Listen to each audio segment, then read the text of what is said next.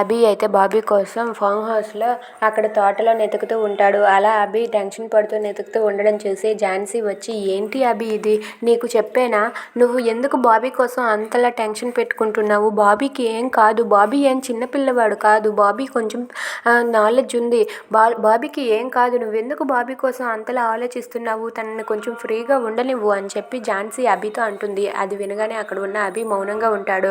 ఇక అక్కడ బాబీ అయితే అలా వాళ్ళ అమ్మ ఎవరా అని చెప్పి వాళ్ళ అమ్మ గురించి ఆలోచిస్తూ ఉంటాడు. ఇక అక్కడ ఉన్న ఝాన్సీ అయితే, అవును అభి, నువ్వు ఎంతసేపు అబ్బాయి అబ్బాయి అబ్బాయి అంటూ ఆ బాబీ గురించి ఆలోచిస్తూ ఉన్నావు, బాబీ ఎంతసేపు తను ఒంటరిగా ఉంటున్నాడు, తనను కొంచెం ఫ్రీగా ఉండనివ్వు అని చెప్పి అంటుంది. ఇంతలో బాబీ అక్కడ వాళ్ళ అమ్మ గురించి అలా ఆలోచిస్తూ ఉండగా బాబీకి కళ్ళు తిరిగినట్టుగా అనిపిస్తుంది.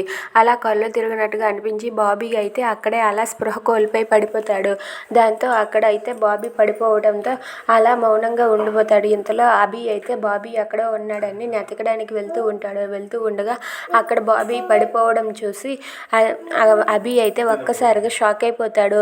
బాబాయ్ అని చెప్పి పరిగెత్తుకుంటూ వెళ్ళి, బాబాయ్ బాబాయ్ లే బాబాయ్ బాబాయ్ అని చెప్పి అభి అయితే ఏడుస్తూ ఉంటాడు. ఇక బాబీ స్పృహ కోల్పోయి పడిపోయి ఉంటాడు. అది చూసి అభి అయితే షాక్ అయ్యి, ఏమైంది బాబాయ్, ప్లీజ్ బాబాయ్ లే బాబాయ్, బాబాయ్ లే బాబాయ్ అని చెప్పి అంటూ ఉంటాడు. అయినా సరే అక్కడ ఉన్న బాబీ అయితే స్పృహ కోల్పోయి అలా పడిపోయి ఉంటాడు. అది చూసి అభి షాక్ అయ్యి, బాబాయ్ నీకేం కాదు బాబాయ్, బాబాయ్ నేను ఉన్నాను బాబాయ్ అని చెప్పి లేపడానికి ప్రయత్నిస్తాడు. అయినా సరే బాబీ అంతకీ లేవకపోవడంతో బాబీని ఎత్తుకొని హాస్పిటల్కి తీసుకొని పరిగెత్తుకుంటూ వెళ్తూ ఉంటాడు.